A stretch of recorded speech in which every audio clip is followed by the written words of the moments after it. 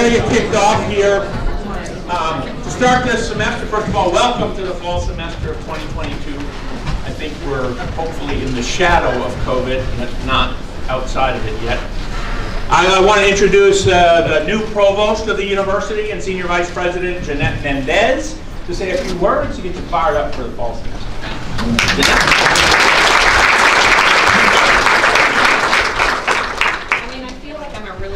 Person anyway, so I don't really need this. Oh gosh, I don't know if I've got the pep to fire you guys up, but I really did want to take a chance to come here and thank you for all you've done the last couple years. I can't believe here we are again talking about COVID, starting the fall semester, but I certainly feel like we're in a better place than we were the last 2 years in terms of where we are. And I really, just because of all the work you guys have done. I mean, you have done so much over the last 2 years to make sure our students are taken care of, adjusting and adapting, and really focused on their success through the pandemic. And so really, a big thank you. We couldn't be where we are today and without all the efforts. We're gonna welcome a record freshman class, up a little over 300 students from last year. So it's gonna be a record freshman class. Our retention numbers are up, yeah, all good things. I think we're seeing an uptick in retention again that had kind of gone down in the pandemic. Our graduation numbers are at record highs. And so really, in terms of what we're doing for our students, everything looks really good. And again, we couldn't do any of that without you. I know Dean Tukolsky is going to tell you all the great things that you guys have done that I know of as well. And I just want to, again, just say thank you. Keep doing what you're doing. I think last year I had a few minutes that I talked a little bit about the new president and the strategic plan. And so what I can tell you is that we're nearing the end of that. So thanks for so many of you that were participating in that informally and formally. So we have a draft, we've presented it to the deans, we've presented it to lots of different focus groups, and so we'll be looking to launch that in the next month. And let me just tell you, I mean, just perfectly honest, and I said it last year, engineering has a really large role in what that strategic plan is. We know the importance of STEM education. We know the importance of growing a STEM workforce. We know we need more engineers in the state of Oklahoma. And I think you're going to find all of that in the strategic plan. So with that, maybe that fired you up, but I just want to say again, welcome back to fall, and thank you for all you're doing.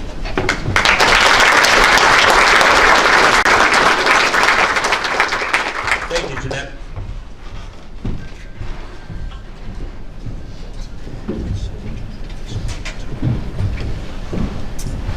Okay.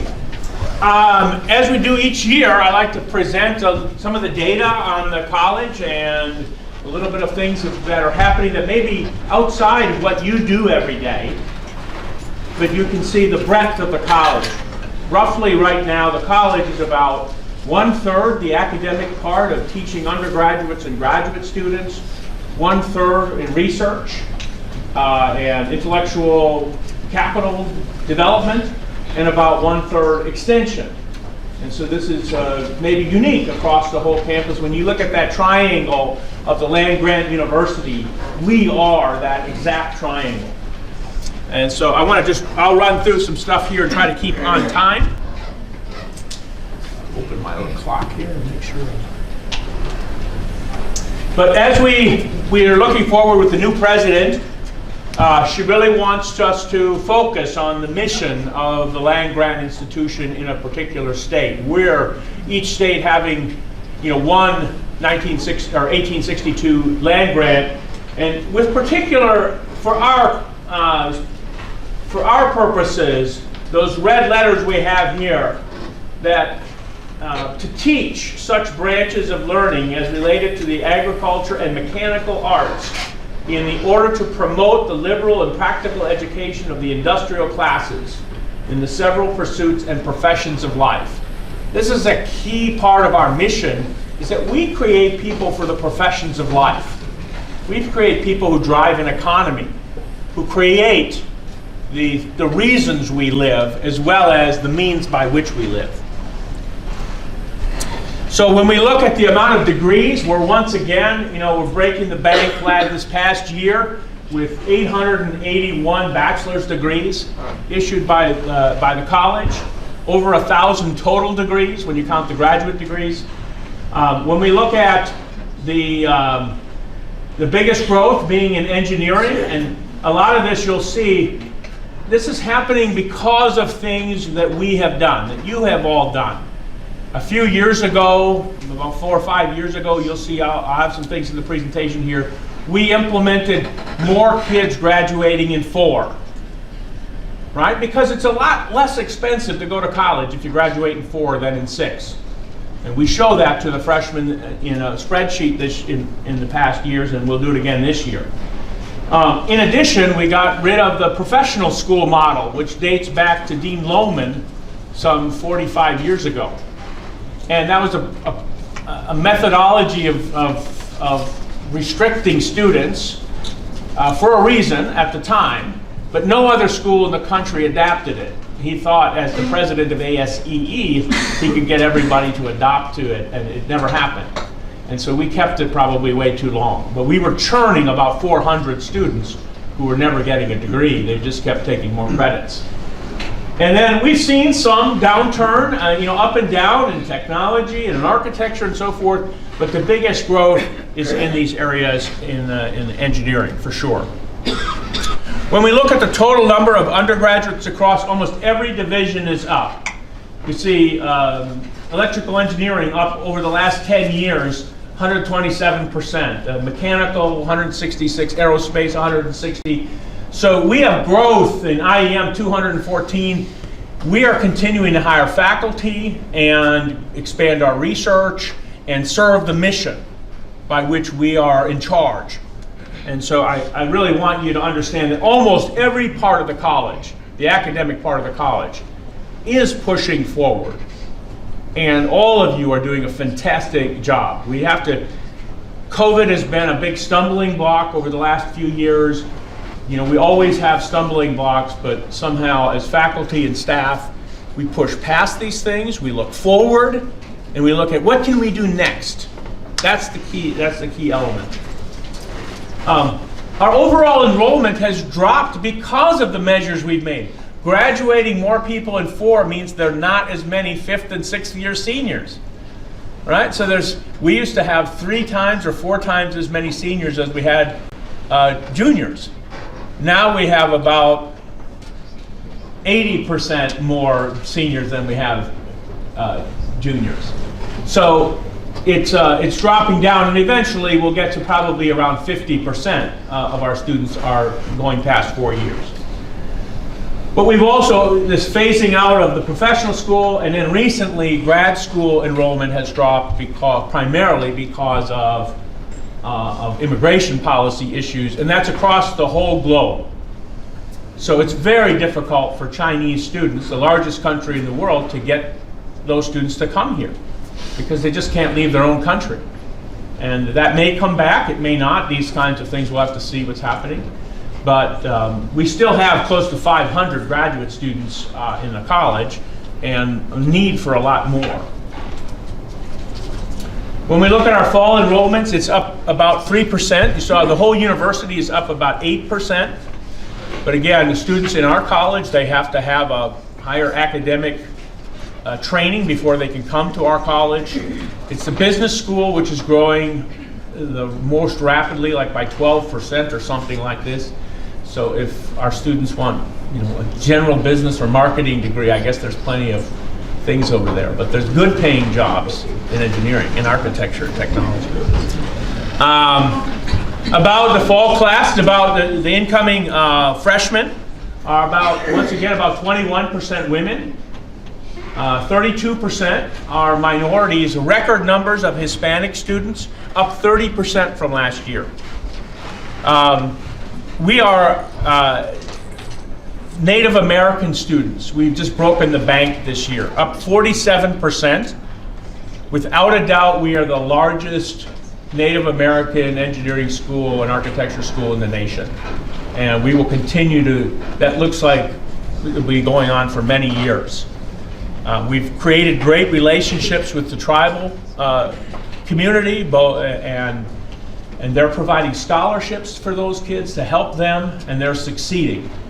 And believe it or not, the Chickasaw Nation, Governor Anatubby told me, the Chickasaw Nation employs 2,700 PhDs because of all the business enterprises they have, the cybersecurity they do, the defense contracting they do, all this kind of stuff. And the Cherokee have similar kind of business operations. So they need engineers, computer scientists, this kind of thing, and lots of them. We're up about 30% to about 30% in non-resident and international students, and maybe on the negative side, about 24% of our incoming freshman class has no ACT or SAT score, and we'll be able to show you a little data that tells us what that tells us. Pre-CEAT enrollment is up, but it's been a very successful program, and so when we look at the ACT scores and the GPAs, a lot of these kids go to small schools. They don't have a lot of STEM in their schools. So spending a year in pre-CEAT, and some of the advisors from pre-CEAT are here today, so thank you. And but they're doing a fantastic job. We used to lose more than 50% of the kids below a 24 ACT in the first year or two. And only about 33% used to get degrees. Now we're talking about 60-70% of them are succeeding.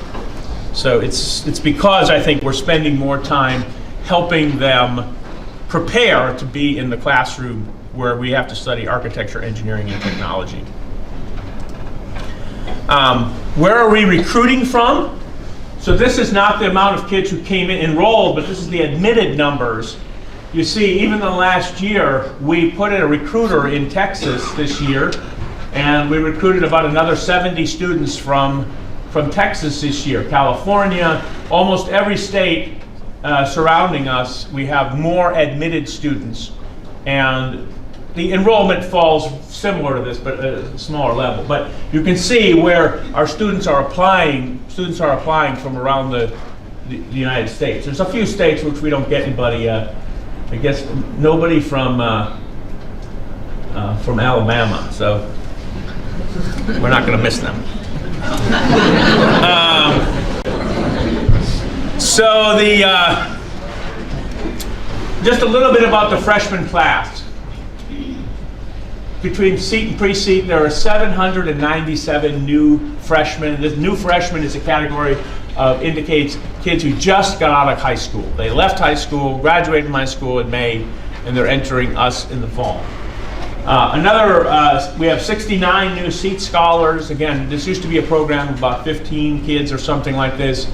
So we'll go over, I think, the total amount of CEAT scholars in the college now will be close to 300. They all get 4-year scholarships, global study, this kind of thing. And 125 kids finished Bridge in the last week. And this has been a very successful program. They move into Parker Hall early. They get English and physics and mathematics for 3 weeks and get to understand the pace of college. Again, most of these kids are kids who come from smaller schools. So we're running programs that are for the kids who have ACTs of 30 and 35, but we're also running programs to help kids succeed who are at the 24 to 26 and 28 level, who come from small towns. Maybe their science teacher was the wrestling coach because that's the only guy left or something. So we want to make sure that they have the opportunity to succeed here. And they come up to speed very fast. And a lot of you have participated in helping make the summer bridge successful. Last year, our retained freshmen was about 86%. We've been, a year before COVID, we were above 90%. We want to get back above that again. The summer bridge kids were retained last year. 96% of the summer bridge kids are retained. So that, and again, these are maybe most at-risk kids, and they're retained at the highest levels. And OSU's overall retention is 82%. So our college does a fantastic job in dragging the rest of the university up. And if we look at the sophomores, so a little bit longer term, our retention is 82%. So we're actually meaning we lose less people in 2 years than the university loses in 1 year. And then once they hit the junior year, there's something about a 98% chance they'll get a degree. So getting them to the junior year is really key. And again, the summer bridge retained at about 85%. Our pre-CEAT, we've got about 224 kids in pre-CEAT this fall. And there's really only, I think, 2 advisors, is that right? And so the university in their strategy is going to have a plan to even improve advising a little bit more. But 162 of those are either new freshmen or they're transferring to us into pre-CEAT. 39% minority, 24% non-resident, and about 17% women. When we look at the retention success, again, retained at OSU for these pre-CEAT students is 76%. And again, the old number before we had pre-CEAT is kids who would have had the same qualifications. We would have lost about half of them in the first year. And the reasons why we've sorted them out this year was about 60-some% of them just weren't ready for calculus. 11% just choose pre-CEAT as their major. They might have an ACT of 25, but they choose they want to be in pre-CEAT to get a different freshman experience and make sure that they're ready. So this is more on kind of the retention numbers. You look at our graduation rates since we started our Finish in 4. We used to about 24% of our students would graduate in 4 years, and now it's 37%. That's a 50% jump in the amount of kids who graduate in 4 years. That's a lot of money saved by these students.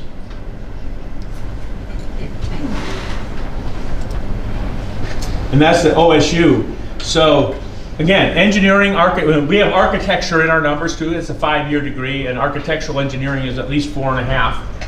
And so the OSU numbers in 4 years are higher than us. In the overall graduation rate for 6 years, we're still higher than the rest of the university, with some of maybe the most demanding majors.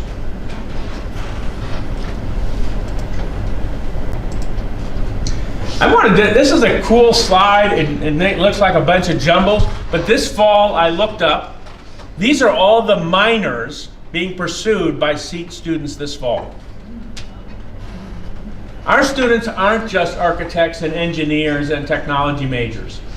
They're studying jazz music, dance, theater, microbiology, French, Chinese, Japanese. They're studying everything. They're all across the campus. And I met with the drum corps last night for the marching band, and one of the leaders, the mentors of the drum corps, is one of our seniors. He's not marching anymore, but he's training the marching band, the drum corps now. And so it's just a fantastic array to show that our students are not just architects, engineers, and technologies. They're interested in many aspects of the university, and they have interests that span the arts, the humanities, the deep sciences, and everything in between. Here we had a question by somebody a couple of weeks ago or a week ago that talked about grade inflation. They thought the grade inflation was happening.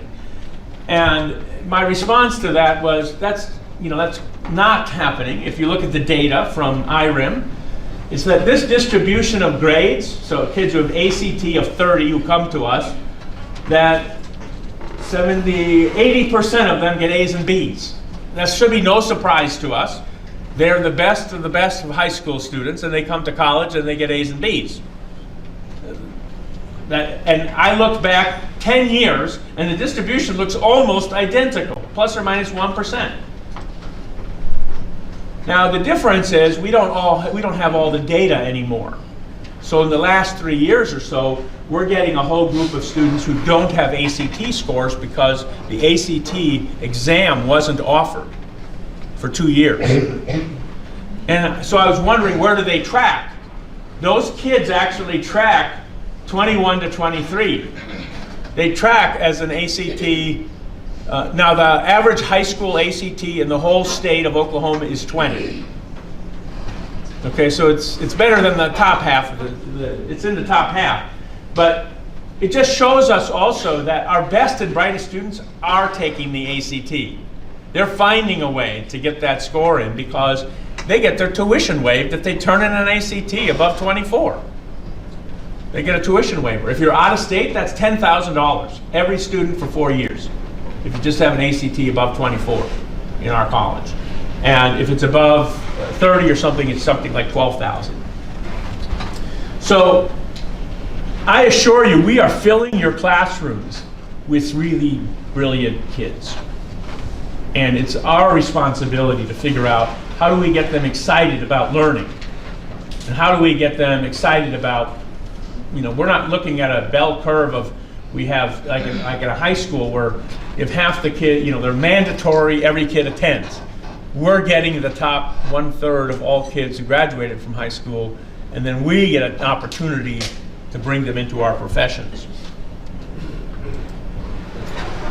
This is kind of a little demo. This is right from IRIM. It kind of shows a breakdown of our college.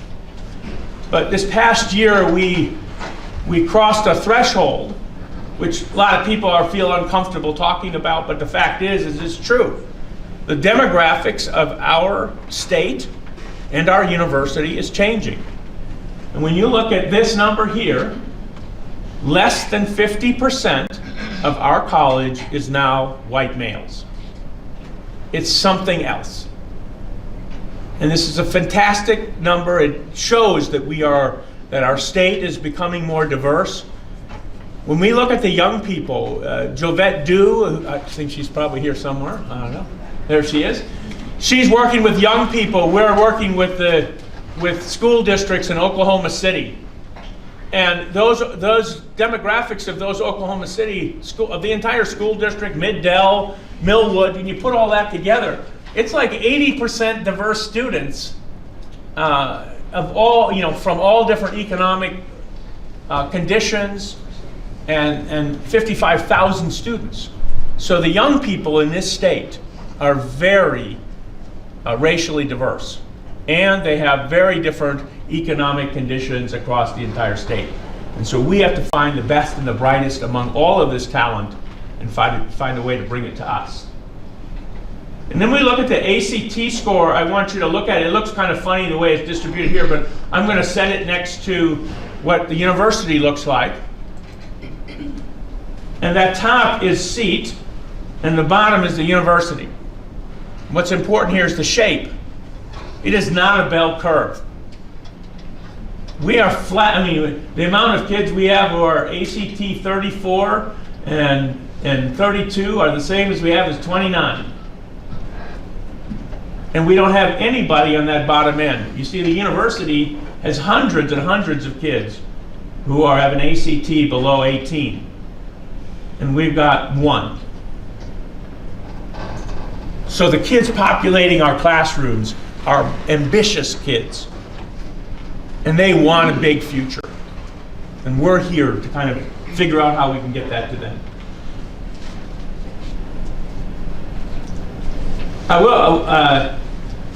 Interesting to note here is that on the bottom here, there are 9, at the whole university, there are 9 males with an ACT of 36.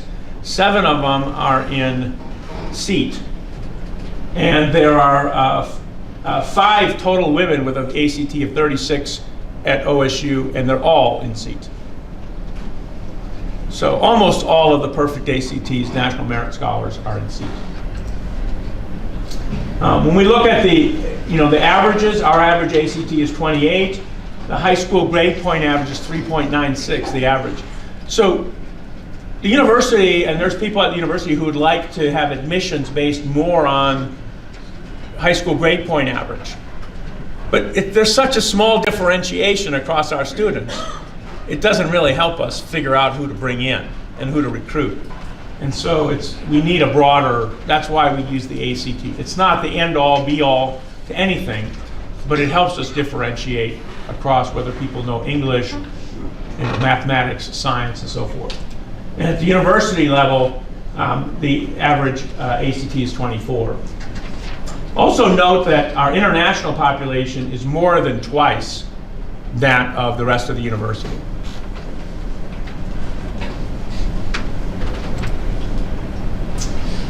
The faculty, we continue to grow the faculty. So years ago, and when I first came here, we had about 147 tenure track faculty or so. We are in the 170s now, I guess, 169. And this fall, we brought in 14 more faculty, I think. And we have more professors of practice. And we are growing, and we're hiring more this year. We need more talent. For the first time, or maybe the last 2 years, the first time in all the time I've been here, we have money to hire new faculty. We need to find the talent that we need to help us extend our mission. And we need more students. So I met with the chancellor last week, and she's expecting that we grow the college by 25% in the next 5 years. We only grew 3% this year. We're gonna have to pick up the pace, okay? But I'm leaving that to Carissa. When we look at retention, our freshman retention this year was 86. Our goal is to get to 90. We were above 90 already, but COVID came in and knocked everybody down several percentage points. We wanted to graduate more kids in 4 years. If we take out our 4-year, our degrees that are more than 4 years, architecture and architectural engineering, we've actually, we are well above that. We're at almost 30, we were trying to hit 35% graduating in 4 years. We're close to 40% of those students who actually are in 4-year degrees graduating in 4 years. And we've created a lot more opportunities for scholarships that are based on merit, that are based on leadership, and we've had a lot of donors come to play in this area to say, you're drawing in great kids, let's make sure you land them. And the way to land them is many other universities are not giving scholarships to students for merit. They're only looking at need-based. And so we have a lot of both. And so we're providing scholarships across the realm to all of these. When we look at freshman ACT, our goal 4 years ago or 5 years ago was to get above 27. And we've reached 28. We wanted to get 35% diverse. We're over that. We have not been able to recruit more female faculty. I wanted to get to 40 female faculty. That's a difficult road to hoe, and it's not because we're not trying. I think it's just we have a lot more work to do to find that, because everyone else is doing it too. Given the same opportunities, PhDs who are highly qualified, okay, they can choose until the market is saturated and comes to be even playing field between private and public institutions. It's more difficult. And then our non-resident has risen well above, up to 35%. We were below, we've historically been the lowest of any of the colleges in non-resident students. But now we're rising. Research expenditures, we broke the bank again this year. So we are at record numbers of research expenditures, of graduate students engaged in research, our faculty, the breadth of our faculty participating in research, innovation, new companies, everything is happening. And Chuck will talk a little bit more about the specifics of this. But when we look at, and this might still, the green line might still go higher depending on what Mari delivers to us someday, okay?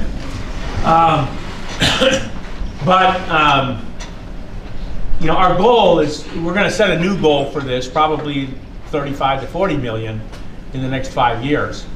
But I recently had a conversation with George Mason University, the dean there.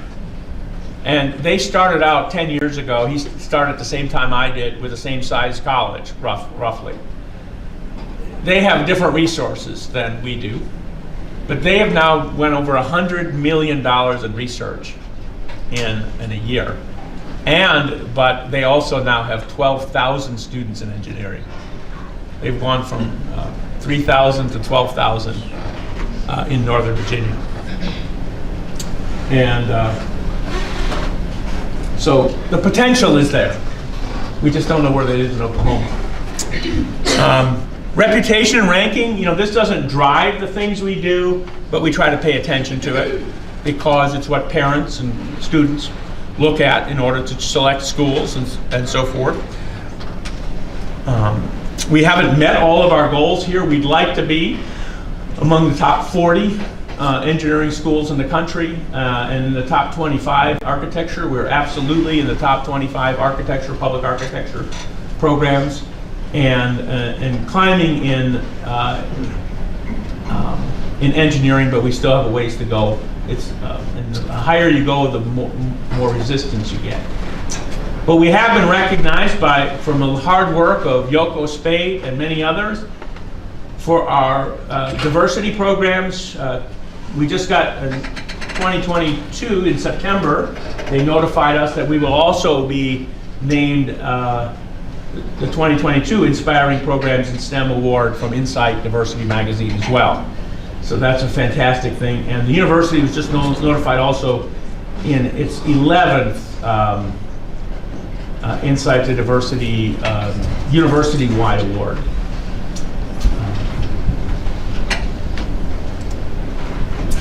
We benchmark a little bit against some of our peers. You see a big jump in OU this year. There's a reason behind that. They started biomedical engineering a couple years ago, and so now they are able to bring in some of the money from their medical system and count it as engineering research. So, so they get a $6 million jump in their research dollars without doing much more. Some of our other metrics as we're closing out our last strategic plan and we'll be launching a new one by the end of the year. Our goal was to hit 26 million in research. We hit 27, and this was coming up from 15 back in 2000 or in fiscal year 17. We wanted to continue to invest in research infrastructure. This is in startup packages. It's in a lot of other things. We're averaging about 5 million a year over the last 4 years. Increased leaders in research. We now have 32 faculty who do more than 200,000 a year. Our goal was to hit 30, and to have 12 faculty over the 500,000 mark. But this year we had 2 faculty over 1.9 million each. So maybe it's not so bad that we didn't get more over 500,000.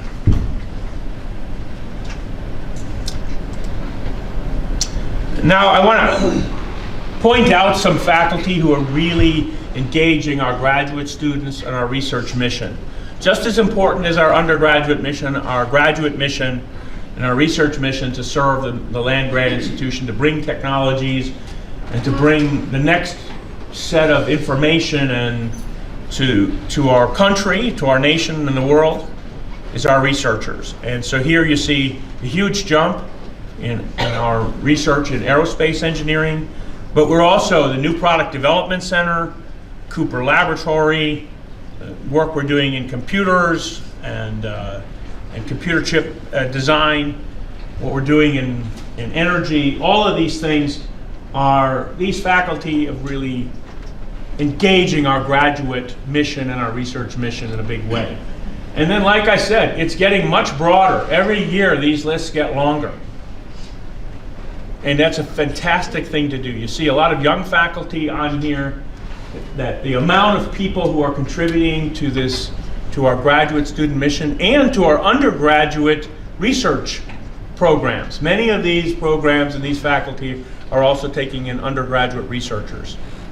And this is going to get a lot taller. I think we've landed some new contracts, and so next year this will get bigger for a lot of people.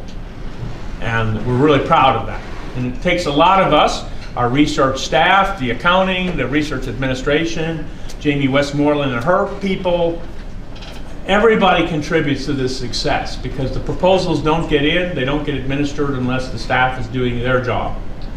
The faculty have brilliant ideas, but they need help getting their proposals out the door. And we've got lobbyists in Washington that help us make sure that our senators and congressmen know what we're doing and helping us have that conversation with public agencies about how OSU can be helped advance not just the state, but the region and the world. And then our extension leaders, we've got giant, some of you all, some of the academic side don't see this huge size of our extension. But, Fire Protection Publications isn't just a publishing house. They have instructional designers. They are publishing and creating content in 24 languages all around the world. And creating, translating the next set of technology and research data into actual practice. And CAMA, I saw Gary's here. CAMA is making sure that the property assessments across the state of Oklahoma are more fairly done, so the Equalization Board doesn't have a weirder job than it already has.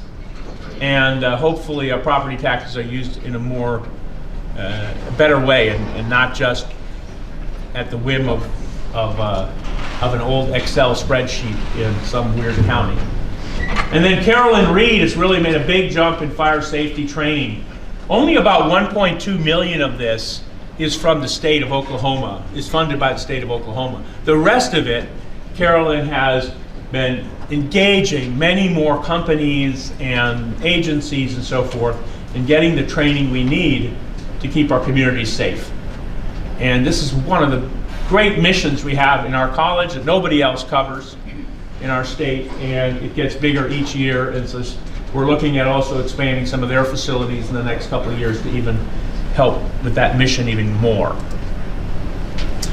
Dan Fisher is the director now of the Zinc Center, and so this is really our push into interdisciplinary design and more sustainability-based curriculum and design projects and so forth. I'm happy to announce, P66 has made a commitment of $1 million in the next couple of years to help us push this interdisciplinary projects and help students be able to pursue projects that have this kind of bent to it. And they see the future of not just energy, but everything we do needs to be more sustainable. We need to have a more, we look at life cycle design, we look at energy intensity and savings and the type of fuels we use and how we transmit them and this kind of thing. And all of these things fall into this category. And Dan has really taken on the big lift to get more of our departments and more of our students engaged in the thing that industry wants most. Industry is investing in this. The Chickasaw Nation, I told you they're looking for more engineers. They put up $1 million toward the Zinc Center. Van Weathers, another one of our donors, put up another $1 million to endow the directorship. The Ricky Fowler, the golfer, his endowment for the Grand Challenge Scholar students and their pursuit of solving the great challenges of the world will be under the Zinc Center. So there's a lot of cool stuff going on.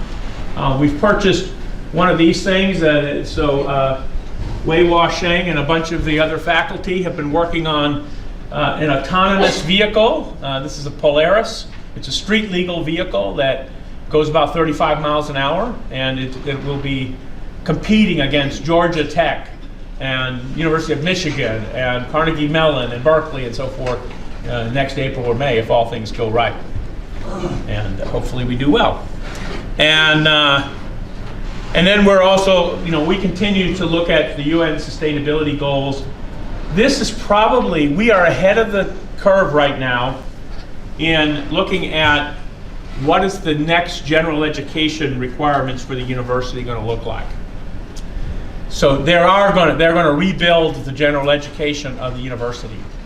And it could very well be around the UN sustainability goals and different modules where 500 freshmen from many different majors are participating in a general education. And as this conversation moves forward in the next year, I urge you to get involved. CEAT should not be left out. We could lead this because the thing students are most interested in is the things that change the world. And the things we do change the world. And so it's really important for us to have a role in that. I'm sure they'll be designing. So the goal is to get rid of the alphabet soup of our general education. So many credits under A and S and D and I, and H and everything else, to now create competencies that can be defined, and you can pick any one of these goals and create a set of a general education around that, in which everyone develops the same competencies just with a different topic. So as we move forward, what are we going to see in the next year or next couple of years in our strategic plan? I don't have a great crystal ball on this, but I will tell you, we are going to be looking more at energy. We're going to be investing in faculty and in resources to become a university that looks at the diverse nature of energy. Energy savings, electricity, wind, solar, nuclear, hydrogen, geothermal, whatever we can think of. The fact is, that's what the Strategic Advisory Board of the CEOs who met with me in Houston about a month ago, that's what they told me to do. They're like, this is the thing that will differentiate Oklahoma State. You're already strong in oil and gas. All right? Accelerate the rest of it. Because energy companies are going to invest in more energy. They're not going to care if it's solar, wind, or whatever. They're going to want to make money. Okay? And if it becomes more difficult to make money with oil and gas, they'll make money with something else. But they have the capital resources to go out and do it. This is not going to get rid of oil and gas. In fact, our state, it's a fantastic place to get hydrogen. It's a fantastic understanding of the world's economy to say that the demand for power and the demand for energy across the world is going to continue to rise. Can we provide the technology that helps the world get there? And it's not all in renewables. Aerospace, we already are growing in aerospace and our partnerships. I don't know if Jamie is here. Jamie Jacob, is he here? He's in Tulsa. He's in Tulsa, okay. So with the governor probably today or something. But and Andy Arena and our NASA programs, all this stuff is growing. We have lots of faculty now involved in this. We've been hiring aerospace faculty and related faculty for the last couple of years.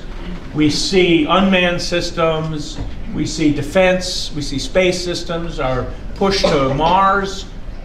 We had an event this year. We recruited at the Johnson Space Center down in Houston this summer. It went fantastic.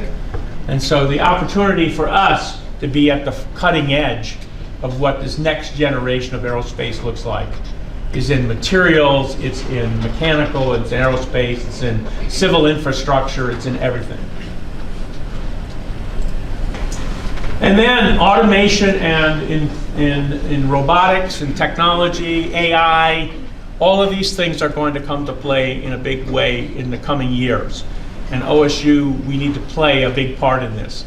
So OSU Tulsa is going to be working on together, mechanical and industrial engineering are working together at OSU Tulsa to create a more manufacturing-based degrees which serve the community and the businesses across the state in a very focused area. And this is one of the initiatives of the president wants us to pursue to make sure that we don't, we allow manufacturing in the state to thrive. And that's, our manufacturing in our state is defense, it is aerospace, it is vehicles, it is really heavy manufacturing. And finally, over the last couple of years, we've been trying to figure out how do we create the pipeline for the kids who can come when our high schools and schools across the state aren't creating enough STEM students for us. Where do we get them from? And we've recruited out of the state. We've done everything we can. We've pushed hard. But we're also taking on the duty, maybe it's not our responsibility, but we're making it our responsibility to help K through 12 kids understand that engineering is everywhere. That there is not a single thing they do in life or a single thing that they wake up to or they see around them that doesn't have some kind of engineering behind it. And that those opportunities could be their future. So, we have Jovette and a whole team of people this summer. Almost 2,000 kids went through summer STEM camps, 3 to 5 day camps this summer across the state. I will say that the other university to the south did none. Okay, but we also partner to help Rogers State and many other, the Thunder Fellows and many other institutions just be successful in their own programs. So they don't all have to be OSU, but I've told Jovette, we need to help, Freedom City, anybody who's doing STEM education. If we can help them be successful, advertise their programs, support their programs in any way, we intend to do that. And that we can't do it by ourselves, but we can lead. And so we leave it to Jovette and some of the others there to make this happen. And the STEM Like Me is a perfect example of where it's not really our program. We supported a program like this. And many of you faculty, there are many different summer camps we ran of different themes. Those of you who have grants and you need to do outreach as part of your grant, you don't have to think deep on this. You just have to have a great idea, tell Jovette or talk to Jamie, and they'll make sure, like, we have teachers who want to be trained. We know where kids want to get educated. You don't have to find any of those people. The logistics, Brandy will take care of the logistics of that. You just have to come up with the idea by which your grant could help them understand biochemistry or help them understand aerospace or energy. And finally, let's have a great year with the students. You know what? You're creating a future. These students are what our society will be in the next 20 years. And we'll all be retired by then, some of us sooner than later. We need them to pay Social Security, right? So we want them to dream big. We want them to think about what's possible. And we want to give them the tools to do that. So have a great year.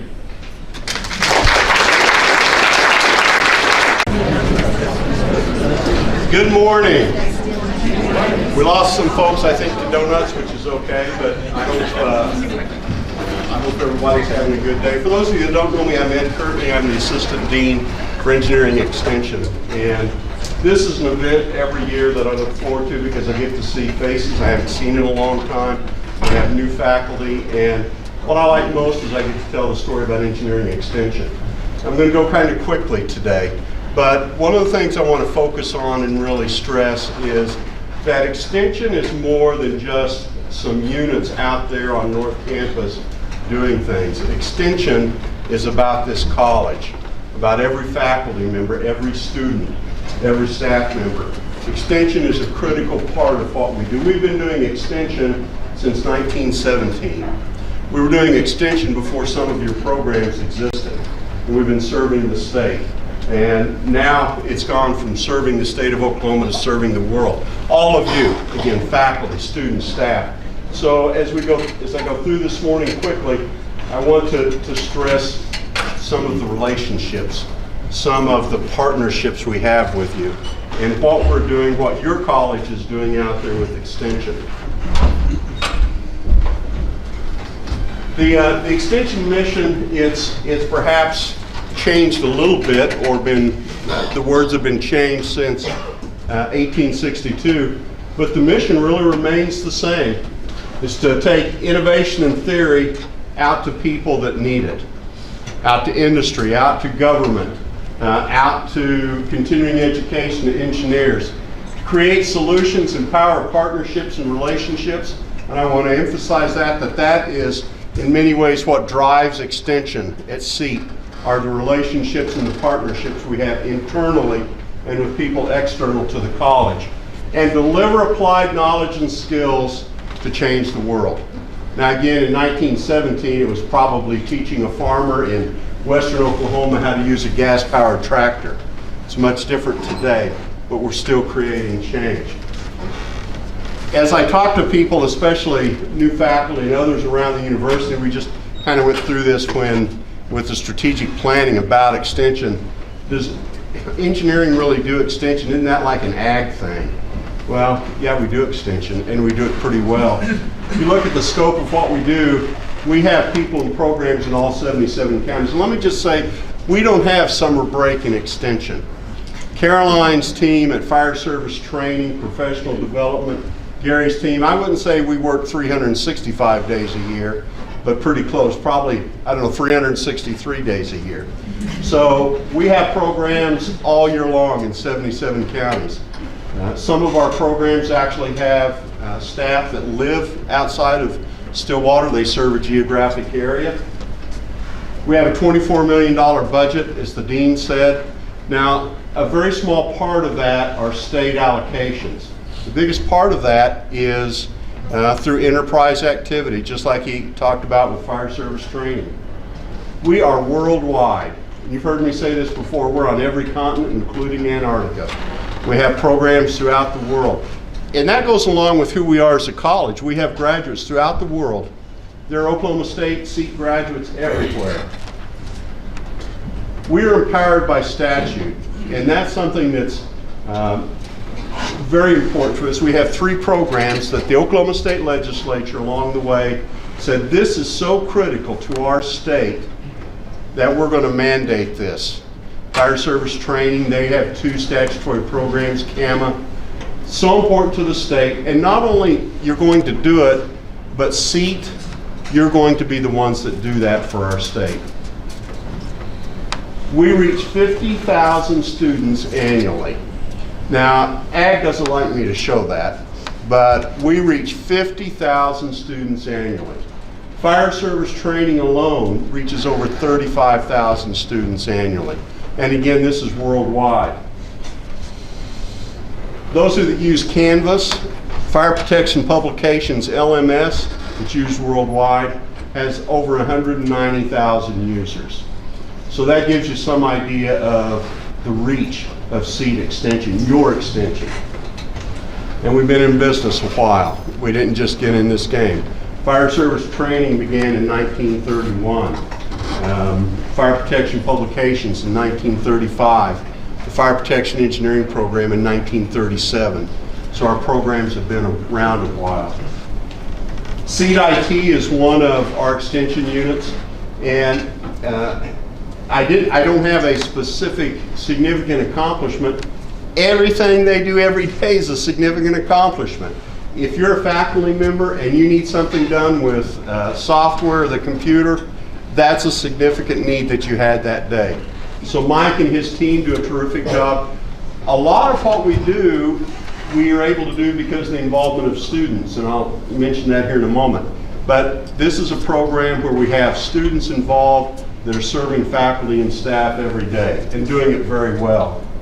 CEAT marketing, again, very active, and I just want to say, as you see, they sponsor over 50 events a year like this.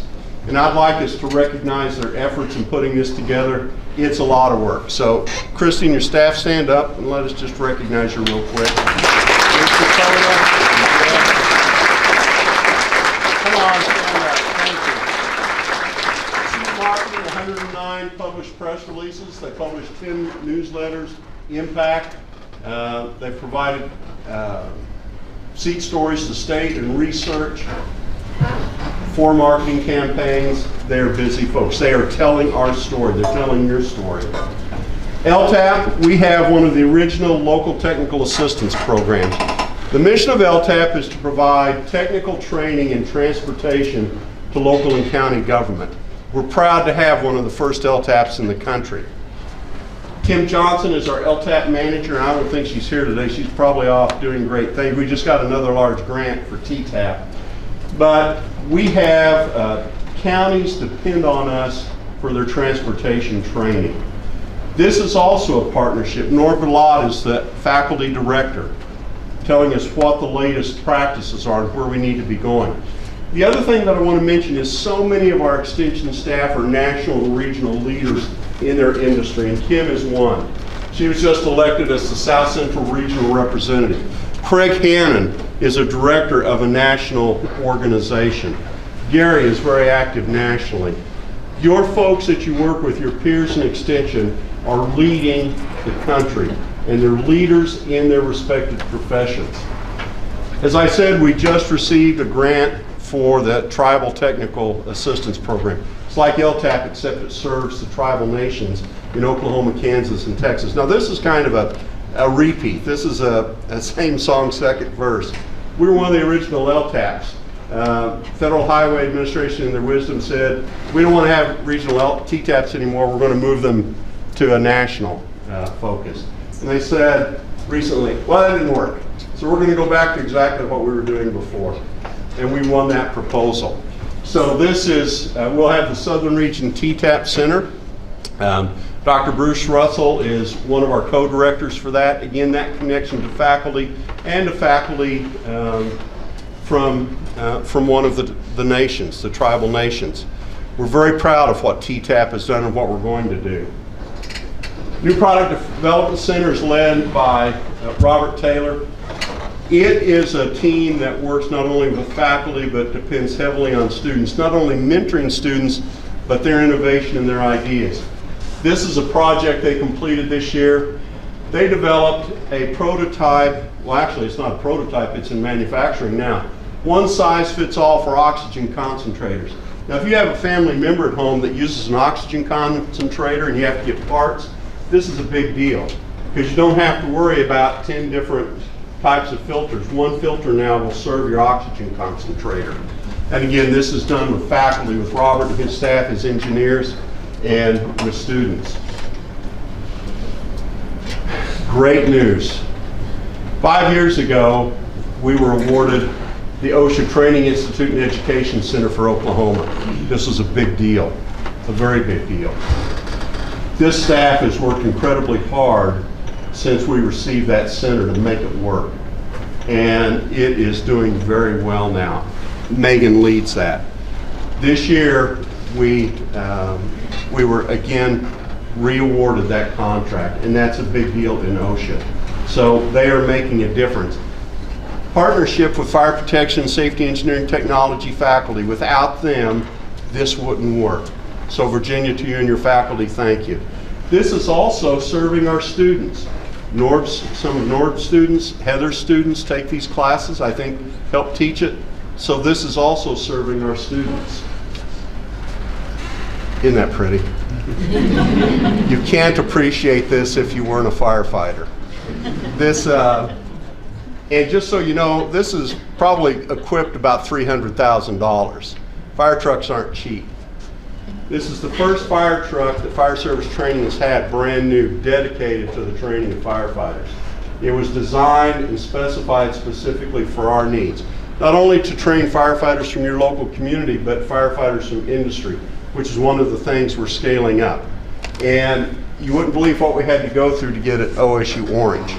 But anyway, this is going to allow us to step up significantly the training for municipal firefighters in the state of Oklahoma and to reach our goals with training Oklahoma's industry and other states' industry too, not just ours. We also have partnerships with other colleges. With the support of AG, we just obtained 32 acres out at our training site, which is going to allow us to do more diversified training than we've ever been able to do. A lot of our innovation isn't necessarily outward or external. We work very hard on internal innovation also. This is the Staff Development Center at Fire Protection Publications. Now, the Dean talked about the impact of FPP. FPP understands that we have to innovate internally. We have to be better, ourselves be better with our programs. And we have to create an environment where all of you can succeed and grow, where you can have innovative ideas and healthy living. And this is what FPP has done. I'm very proud of this. They're investing heavily not only in a new generation of folks, of writers, curriculum developers, electronic media, but also in creating an environment where their staff can grow and innovate. And if that's attractive, they have several openings right now. If you'll see Mike and the FPP staff. Center for Local Government Technology, as I said, is another one of our statutory programs, and this is a hallmark, what I think a hallmark program for the college. Their job is to train and certify assessors in the state of Oklahoma. If you visit with Gary, what you'll learn is it's not just train and certify, is to bring technology and new ideas and new innovation to assessors for them to do their job better. This is a program with USRI, with Jamie's staff, where they're using UASs to more effectively and efficiently do property assessment. So now when you see a UAS go over your property, your taxes are going up. Just so you know that. And finally, International Fire Service Accreditation Congress. This started here. IFSAC began here with several people getting together and saying this is a need in the fire service around the world. Those of you that are involved with ABET understand how complicated and how much work a site visit is. This gentleman is from Cape Town, Republic of South Africa Fire Service, Fire Department. One of the things that IFSAC, that Aldana and her staff were able to do during COVID was to actually perform virtual site visits. Now there's a lot of issues that go along with that, as you can imagine. Doing it for programs here in the United States. Imagine doing it for a program in South Africa where you are never there and everything has to be done virtually. And they did it very successfully. So they too innovated during COVID. So last thought is that engineering extension, all of you that are involved in extension and support extension, are changing the world. You're helping people because that's what we do. Without you, we wouldn't be able to do that. I'm incredibly proud of the engineering extension staff and all of you that are involved, because we are making a difference. And please remember that engineering extension isn't about the staff of FPP or the staff of FST alone or any of the other units. It's about all of us in the College of Engineering, Architecture, and Technology who's been making a difference since 1917 and every day continue to make a difference. So thank you for what you do for extension.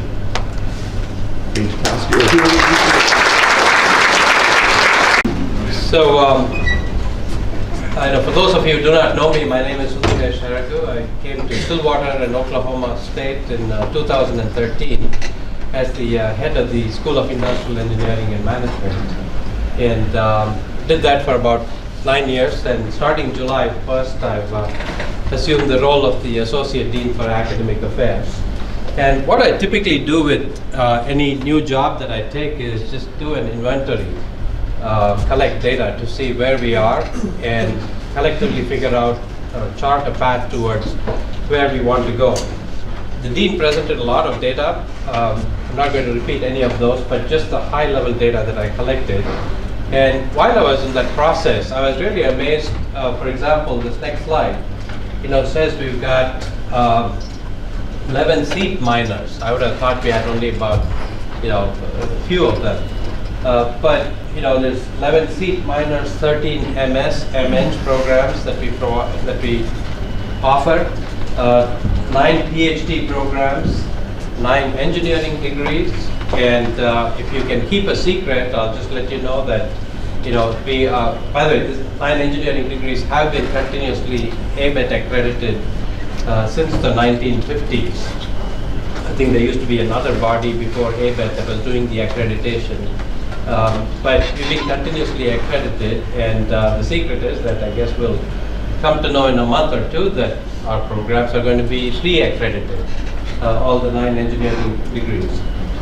Of course, the technology degrees, the 4 of them that I show here, they were accredited 3 years ago, and they will go up for re-accreditation in the next 3 years. And of course, the architectural engineering degrees also accredited by yet another program. But so in addition to, sorry, let me go back a little bit. Oh, this is only advancing. How do I go back here? So those are the programs, right? They don't stand in isolation. We also have excellent facilities. This building itself, I was on the 3rd floor as part of IEM. Every one of the floors except the 1st floor has been renovated over the last few years.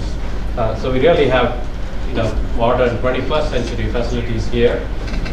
And of course, our jewel crown, of course, is the Endeavor Lab.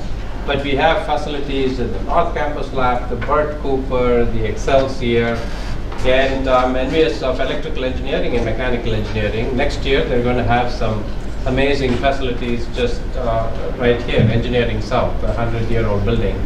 But, you know, the programs and the buildings just don't stay in isolation. It's really the people who actually do the transformation of lives, transformation of our society, and we play a huge role in that. You know, I think I can speak for everyone here, all of the faculty and staff. We don't come to work because, you know, 5 days a week, 4 weeks a month, 12 months a year, because we have to collect a paycheck. Right? We come here because of the passion we have for our students, bringing in young minds, nurturing them, molding them, shaping them so they can become ethical leaders of tomorrow. And every one of us plays a part in that. You know, all of the 193 faculty and 205 staff, maybe there's more. Again, this doesn't count the extension folks. But, you know, the staff, I don't just mean the office staff. You know, you also have the advising staff, the career counseling people who take care of mental health issues, DEI. There's a whole cadre of services that we provide, and all of this needs to kind of work together in order for us to produce that next generation leader, engineer, that's going to shape our world. So a big shout out to all of you who've been doing this for a number of years. And you know, the delight for me is that I get to work closely with many of you this coming year in this particular area. We have a number of undergraduate students, 3,205, it doesn't include the Tulsa counts, 470 graduate students, and of course thousands and thousands of alumni. So it's a large tent, it's a large family that includes many stakeholders that actually help us produce the next generation of leaders. I don't have a whole lot to say. I'm pretty new in my job, as you can tell. But I will say that, you know, the dean talked about diversity in our college. If you just look at the executive team, we are a very diverse group. When you get a chance, go to the CEAT.okstate.edu page and look up we're all here, but we're a little bit scattered, I think. But look up the executive team. We are a very diverse team. Obviously, look at the student numbers that we saw. We got, you know, people of different races, religions, genders, sexual orientation, all kinds of diversity, right? And one of the things I would like us to be able to do collectively is make sure that every voice is heard. You know, no one group is less important or more important, that we don't value their opinion or even provide the opportunity for them to you know, voice their opinion. So every viewpoint is valuable and is valued. One of the things that I would also like to emphasize is that this particular year, the freshman class that we're going to see, you know, the students have taken the last 2 years of their classes virtually. So we will need to be a little bit more engaging with them to make sure that they are not struggling, or if they are struggling, provide the help. But, you know, I would rely on especially the engineering and ENSC instructors through your TAs. You know, your TAs get to work with students, 25, 30 students at a time, so they are in close contact. But whatever means we use, let us keep our ears close to the ground, so that if there are early warning signs of students having issues with mental health or academics, please let us know so we can provide the help. We do have a case counselor in CEAT, Jessica Lay, who's over there. So we got lots of resources within the college, but also outside the college. You know, whether we need to provide additional tutoring or some other types of service, let's do that. But just let me know, let our office know if students need help. There are, you know, we have, just looking forward, I guess the promise. You know, there's lots of ambitious goals that we have in mind to increase more students who graduate in 4 years, more students who graduate in 6 years. increase the enrollment, not just at the bachelor's level, but at the master's and PhD level. And I think we have a fantastic, I know many of you because in my previous role, I worked with several of you on a personal basis, so I've gotten to know you, and I know that we have a fantastic team. We can make this happen, and I'll leave you with that. We have a great promise, and it's our job to go secure that. Thank you. Okay, good morning. Can you hear me okay? Yes, okay, maybe. I'll just hold it. Maybe? Is that better? All right, so I see that I am on schedule to give Dr. Ramsey's presentation. So I will make my comments here very brief because a lot of it's already been said by the other deans. And I know that Dean Kirtley said that he had the most fun presentation, but I'm going to disagree. I think I get to talk about the most fun things. So my name's Carissa Ramey, and I'm the Assistant Dean of Engagement and Inclusion for the college. I've been in this role for a year now, so last year I didn't even have a speaking part. This year I managed to sneak in here. But I want to talk about my team and what we've been up to advising. That's been a huge thing this year with the influx of students, our biggest one of our biggest enrollments we've ever had, our largest Hispanic community coming in.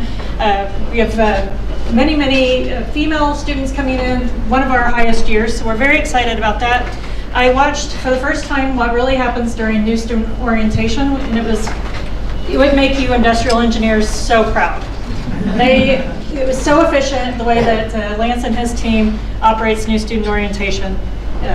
To get all 831 students that came to new student orientation through in such an efficient manner and get them enrolled and taking great notes so we know who we're expecting this fall. So new student orientation all summer long, back to pre-pandemic schedule is what I think was what was going on. Okay, good. Yes, and then we went straight from that into CEAT Summer Bridge, and much to one student's disappointment, we didn't actually go look at a bridge, so we had to explain what the Summer Bridge actually meant. When does the bridge come in? It's now, we're living in the moment. So. Yes, next year we will visit a bridge. So we did have 125 students that were here for 3 weeks, and we got to spend quite a bit of time with them. Many of you in this room interacted with those students. I really appreciate how the college all comes together to support this program. It's something that I felt like I would have benefited from. Maybe that's my excuse for my freshman year, but I really feel like I would have benefited from a program like this, so I'm really passionate about it and very excited that we can introduce these students to our culture here, our community in Stillwater at OSU before the semester starts. So they're already here contributing to the Walmart revenue and traffic, as you've probably seen. So I am here to tell you what the rest of this year looks like and what the students are doing besides that. So we do have Parker Hall Living Learning Community. I don't know if everyone is aware of that. We do have the Parker Hall is one of the older, more traditional, no, I'm not supposed to say old, traditional style residential buildings. Yes, renovated by CEAT in 2018. So it's pretty fancy if you go over there. But we have 213 students that have signed up to live in the Living Learning Community over there in Parker. We have CEAT in residence. I don't know if Rodney's here today. Rodney and Kavina live in Parker Hall. There's an apartment there, so they're the in residence. There's a family that lives there, so they kind of look out for the students. They do programming, so it's really special that we have that interaction with the students there too. And then we also have our Parker Hall Engineering, Architecture, and Technology experts. So those are what we call our PEATs. Pretty cute, right?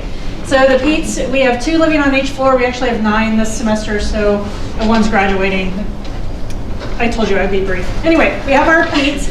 So those are upperclassmen that live in Parker with our freshmen to be mentors, in addition to the CMs that live on the floors. So we feel like that has been very beneficial to the students to have those upperclassmen there to offer support. They've been through what these students are going through and serve us really nice mentors that live there.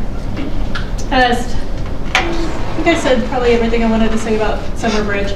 So I did want to thank all of you for being a part of that, for being a part of Parker. If you want to interact with our Living and Learning community, let me know. We have lots of opportunities for faculty and staff to get involved to help those students in their first year. So up next, in terms of our advising staff, we have Passport to CEAT, which is kind of it's a one-day summer bridge, which I don't know how we managed to pack 3 weeks into one day, but they do. So a lot of really great information there for the other students that didn't attend summer bridge. So that's happening Saturday. Will they get to see a passport? Somebody bring your passports. Good point. Yes, we didn't learn our lesson there. Then we have career services. So I do realize this is last year's career fair poster. But I want you to go out into the hall and take a look at the new one, fancy career fair poster. And if you have been on campus for a while, you understand that career fair is a huge deal and takes a lot of effort. So that is happening September 20th, so Tuesday. So you won't be surprised when students start to tell you about how they will be very occupied that day. Is what I teach class too, so I already know the emails are going to be coming. That's happening at Gallagher Iba. We are back up to pre-pandemic company levels, so we currently are at 220 to get, yeah, so 220. We have capacity to be up near 250, and Andrea thinks that we will be there, maybe even pushing the seams beyond that. So that's very exciting. So I do hope that you would encourage your students to take advantage of that.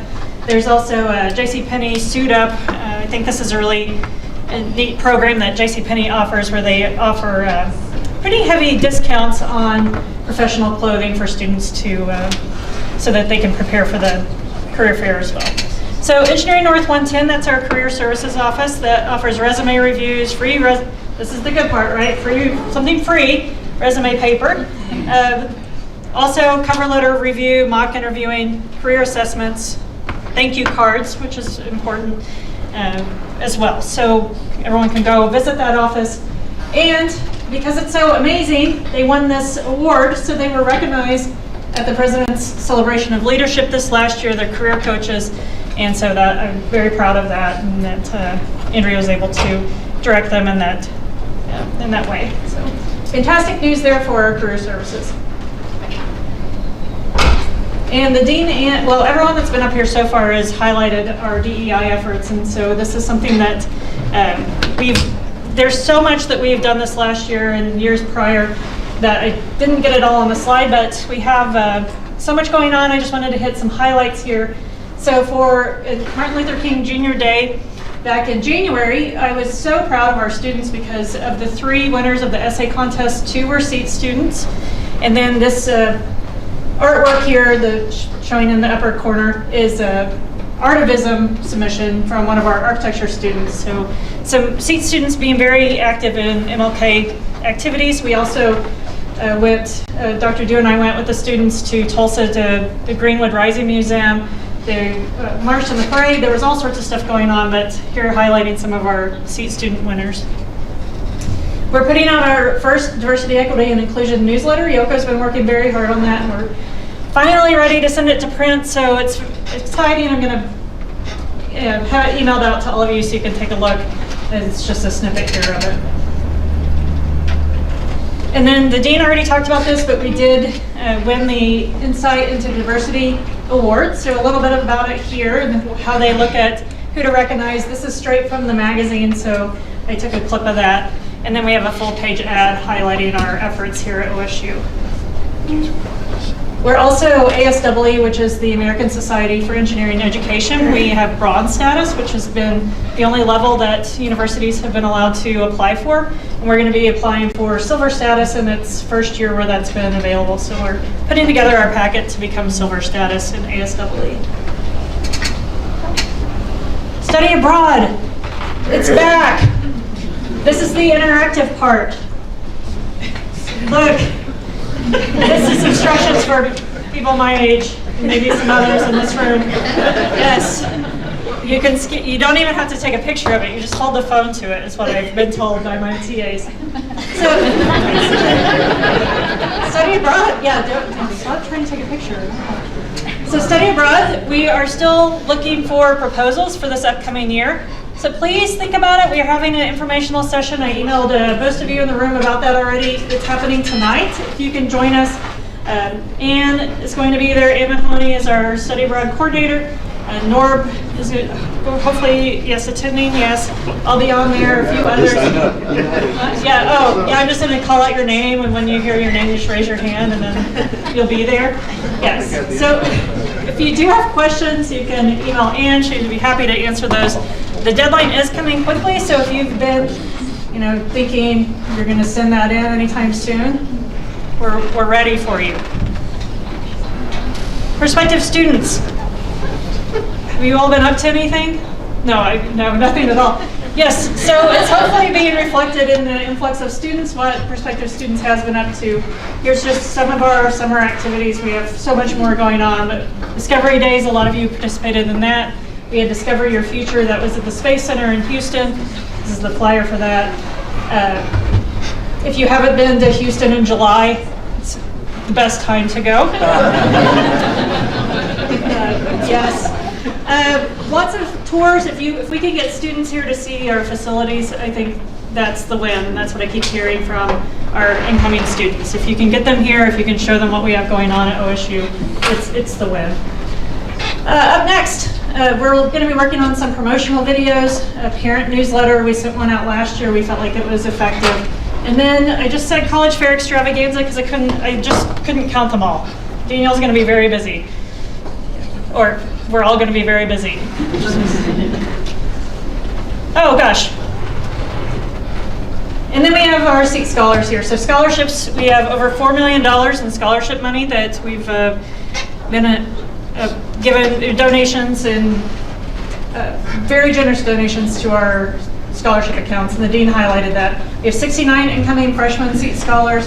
And then I wanted to put some of our Goldwater scholars up here. We have some overachievers here that have triple majors. So that's to end on and make us all feel inadequate.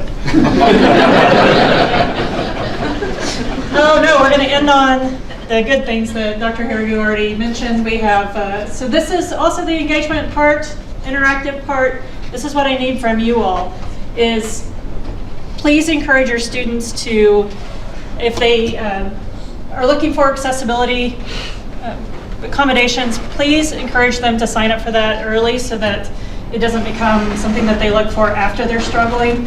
So have those conversations. Please remind them of our tutoring resources. We can plaster it all over the place, but then we hear, I didn't know there was tutoring. So Parker residents have no excuse. Tutoring's in their basement. It's at your house. Go downstairs.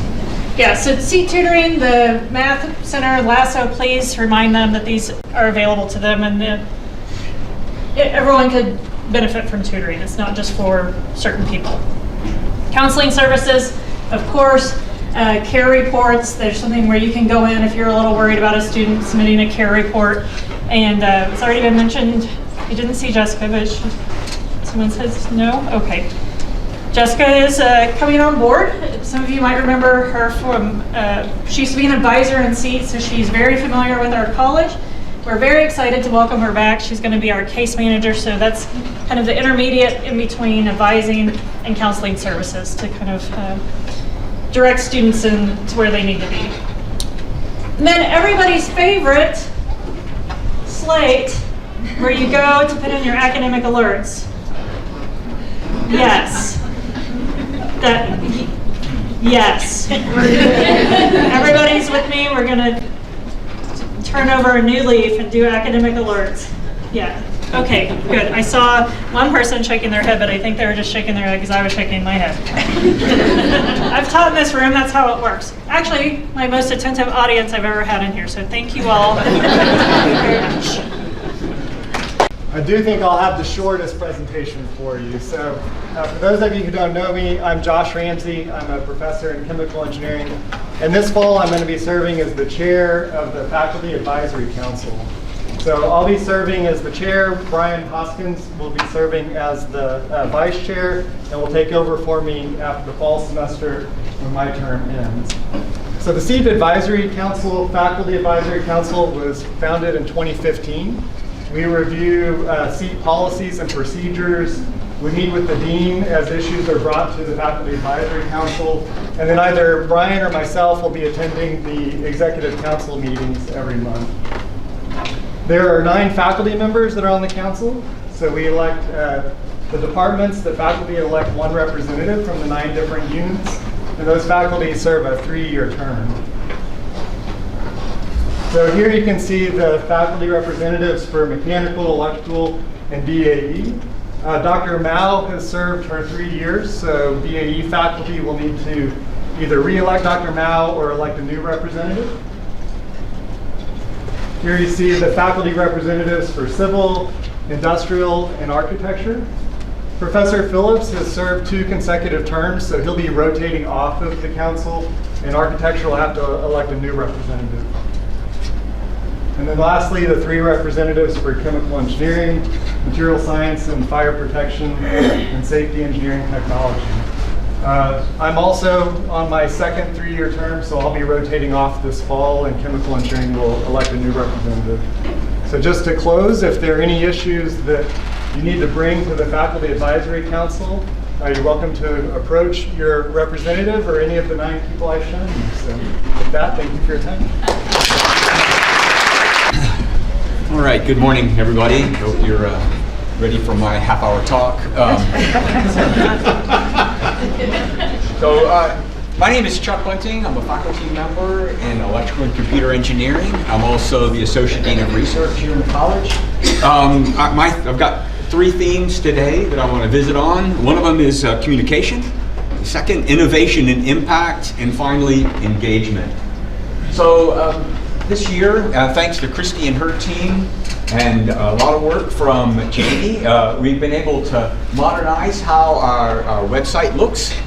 This is important as we have some resources for faculty. Faculty, you're going to want to take a look there. There's some good stuff there, including our new proposal request web form. You don't have to download it in Word and type it and convert it to PDF and submit it in triplicate. You just go to the web and away you go. So improving our serve in that regard is going to be pretty important. Another communication aspect is through the Wednesday research brief, we're reaching out to you as faculty members with opportunities that are promoted both from within the campus and from outside, as we're on a lot of listservs. One new feature that I want to point out is celebrating CEAT accomplishment. You might keep your eye on that. You might be featured in a particular week. If you get a significant award, we want to make sure we highlight that. Just so you know, and don't get upset, we only promote those that have actually routed. Okay, so pay attention to the paperwork. It's got to get routed before it gets listed here. So there's some examples of the kind of data that we're showing. So you want to bookmark and keep a hold of these. It's always titled the same. It's the Wednesday research brief. If you're not on that list for whatever reason and want to be, let us know. We'll get you in the loop. This is the crew that gets it done. We need to celebrate this crew. We have some new faces here, including Anna Maitland, relatively new, Bethany Halcombe, Sunan Thompson, she's a remote person, she's here today, Bipasha. Unfortunately this year we've lost one. Amanda Graves has stepped down. She's taking on some new challenges. These guys submitted 17 career awards. This was the Submission Day Survival Donuts. They need survival donuts and flowers and other things you might bring. I'm going to ask them to stand. These are the folks that make it happen. The dean mentioned this earlier. Thank you.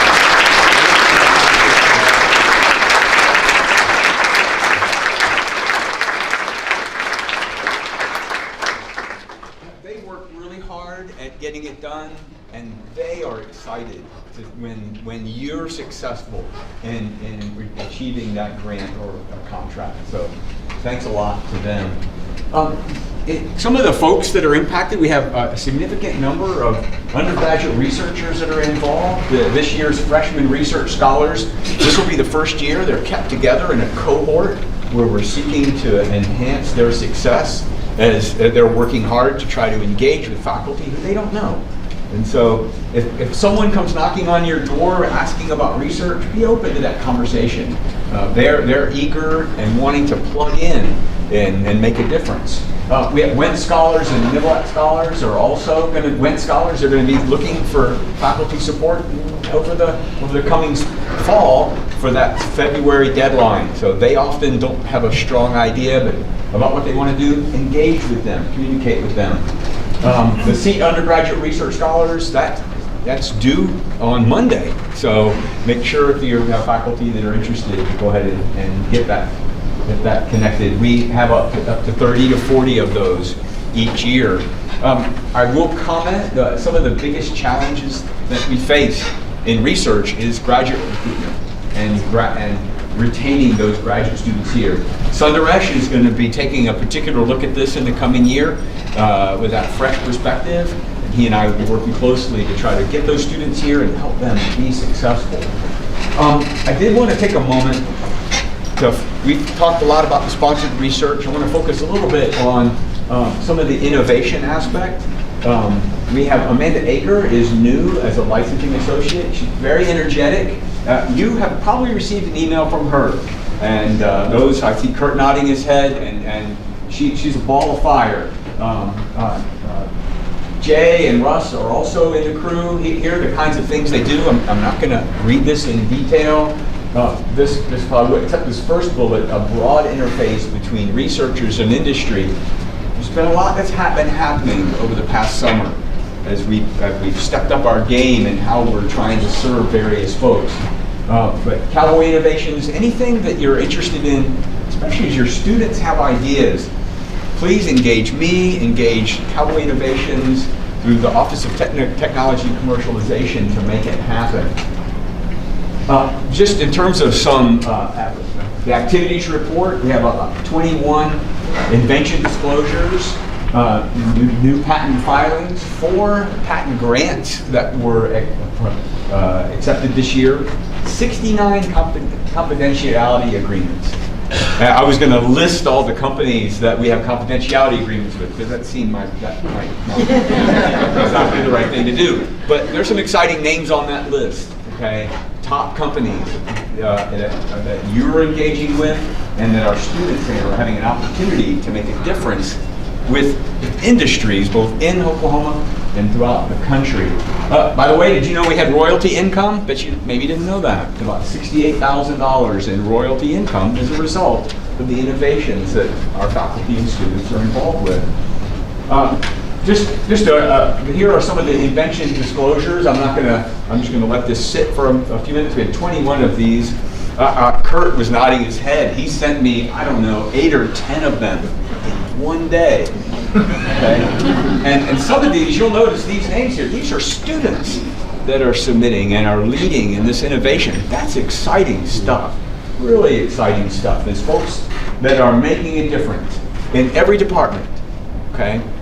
So these are 4 of the patent grants. You're not going to be able to read all this, but these were patents granted, 3 in technology and 1 in material science engineering.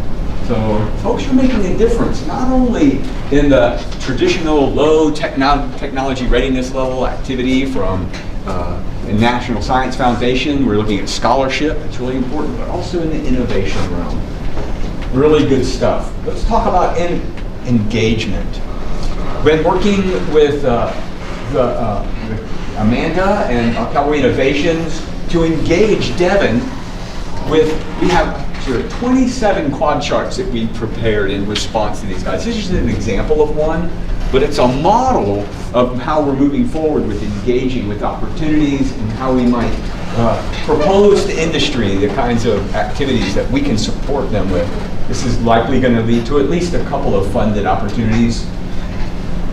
They're going to be, these opportunities are going to be with the Army Corps and their Construction Engineering Research Lab.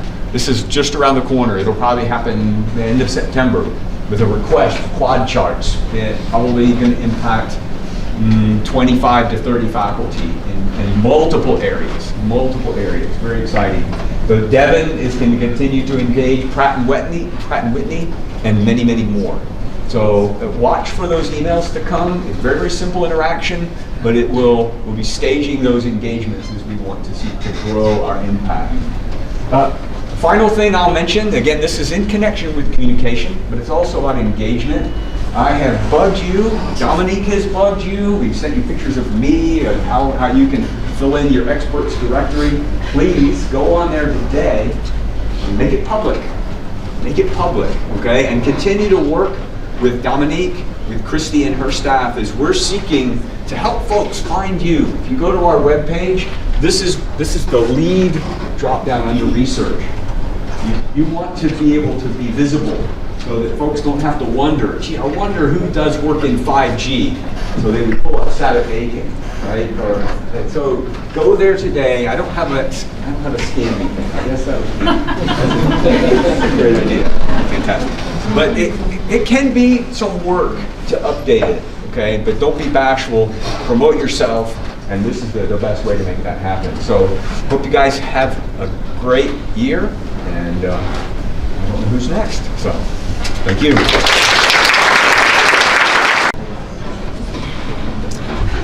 Yeah, in CEAT, we have lots of new faces every year. Our organization has, I don't know, 500, 600, 700 employees, and so we do, and in today's market where there's only about 2.5% unemployment, you have people moving jobs, and those who perform really well are moving up. There's other people moving to industry, people from industry moving to us. So we see a lot of movement, and then we also see a certain amount of promotions and advancement. So our faculty this year, we've had a series of change in leadership across the college. And so as you saw, Sundaresh has become the new associate dean. Randy, I heard from Randy Seitzinger recently, spent a month every day fly fishing in Colorado. Rob Whiteley went up and for a week or 6, 7 days, and I saw Rob, and Rob says, by the 5th day I was done. How much fly fishing can you do? And he said, no, he dragged me back out again. And then Carissa Ramming this last year took on this role. This is really her. She's starting on to her 2nd year in the Assistant Dean for Engagement and Inclusion, and with a board action that'll happen in the next month or so, this will become Associate Dean, and she also was promoted to be a full professor. So congratulations.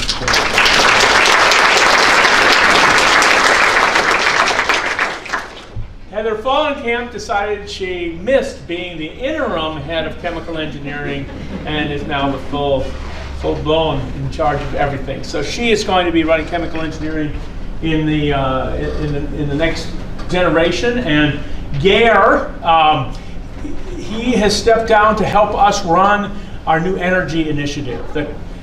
What is our interface with the Ham Institute?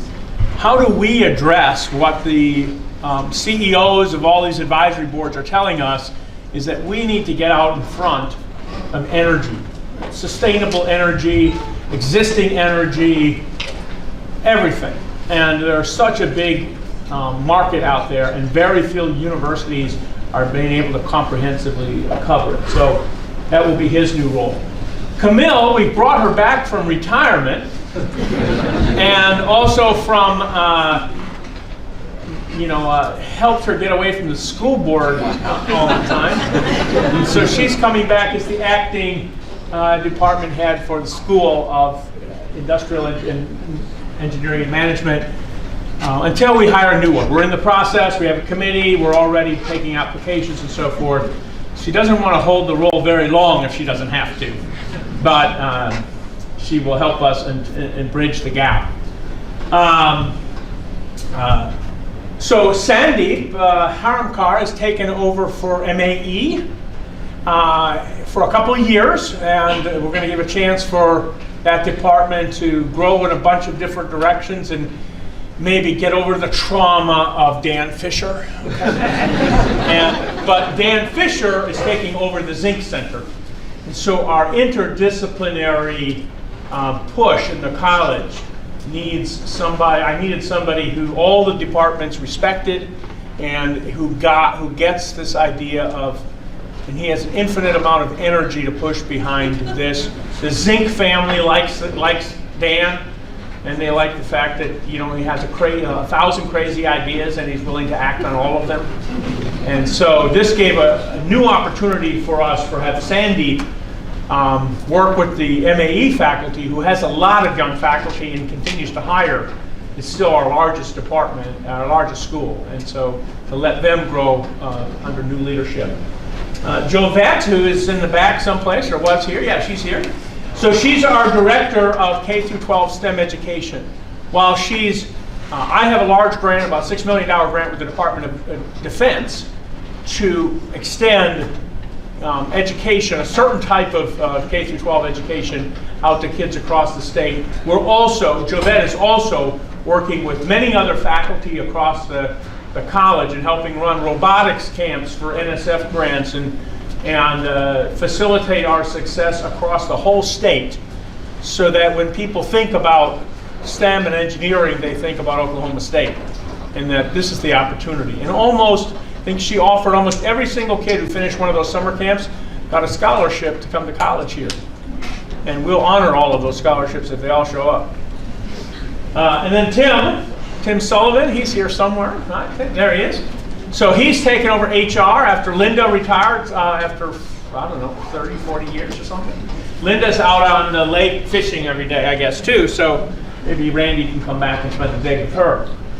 But Tim has done a fantastic job of getting us off the ground. And so when you need to do hiring and have questions about HR, the university's HR is turning all the time. And part of that is we stole Tim from them. Okay, but there's a lot of challenges in HR across the university, and so Tim is here to help you kind of navigate that pathway. We've got a lot of faculty promotions, of course. So Jennifer Glenn, she's been with us for quite a while. She was promoted to teaching associate professor. Yu Feng and Seo Kim were promoted to associate professor. And Haitian Park also promoted. We see Mike in mechanical engineering, Rushi, Craig, and Sabit Aiken all promoted to associate professor with tenure. So it's a fantastic accomplishment. And once you get past the tenure mark, it isn't the end. It allows you to kind of accelerate without having to worry about getting fired anymore. Okay? And so it really is it's a progression for young faculty to really now start swinging at the fences. You had to have small successes, a series of successes as an assistant professor, but as an associate professor, you're looking for sustained success so you can get to that next level. And that's where these faculty are in now. And then we also had the promotion to full professor with Timing Liu and Carissa, and then a promotion to associate professor for Doyak Kim. So fantastic. Let's give them all a...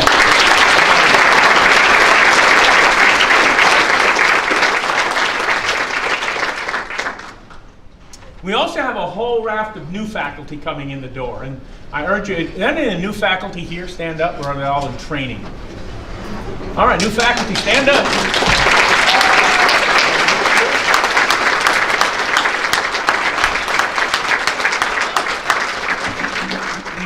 So new faculty, but also some of these are new research faculty. And so if you look at Alyssa and Ben, some of them are research faculty in the unmanned systems research centers as well. And the new faculty have been going through university training and college training all this week. It's been just like one big training exercise for them. But they're here, and that's the biggest thing. So again, more new faculty. I think we have a total of about 10 new faculty, academic faculty, and then more research faculty. But if you have a chance, especially in your new departments, welcome them. If they're in your department and you haven't seen them, go down to their office, take them a donut or something. We have new academic staff who are contributing to our prospective students, advising staff, people who are helping in the front offices, finance, HR, all the things that support our academic efforts and our outreach efforts. And there are just pages and pages of these people, and they're fantastic.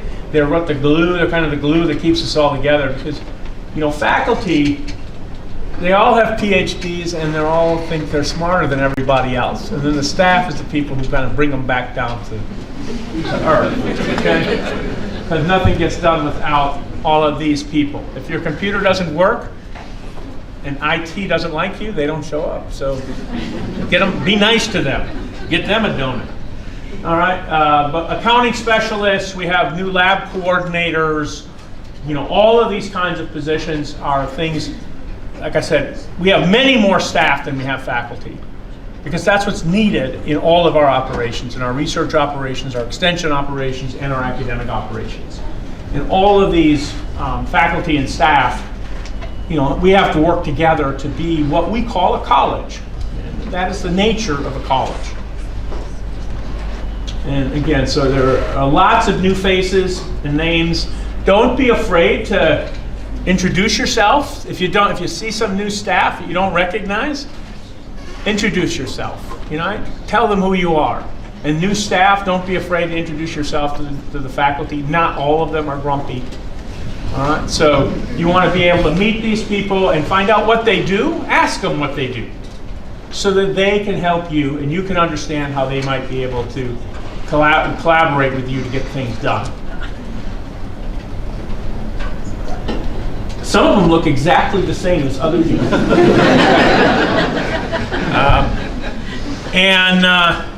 But all of these, again, some of them are postdocs. We have a whole series of postdocs. They all pretty much look the same. So. Now, for those of you who don't work with postdocs very often, postdocs got their PhD from another institution typically, or maybe ours. And then they come back for a more deep research experience, which doesn't include any academic, taking any courses or anything. They work with other PhD students to help implement research and help advance research proposals, advocate, and so forth. But they're probably pretty much 100% researchers. And again, most of these, we have a whole series of research engineers who have gone to work at USRI.